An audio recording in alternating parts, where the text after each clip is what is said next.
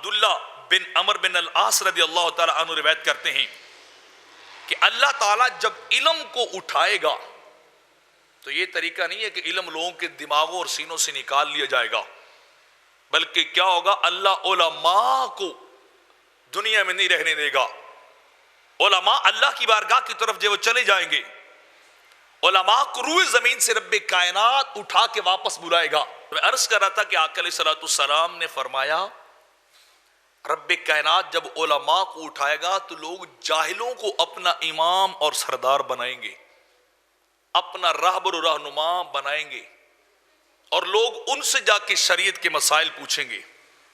ان جاہلوں سے جا کے پوچھیں گے بتاؤ یہ مسئلہ کیسے ہے،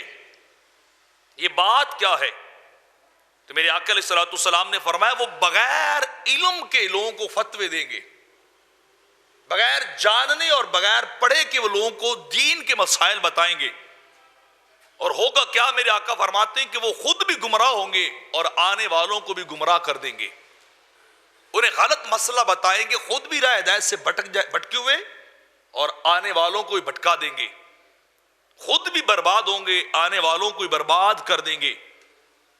جو دین کے مسائل کو بڑا آسان اور خوشنما بظاہر بنا کے پیش کریں گے لوگوں کے سامنے،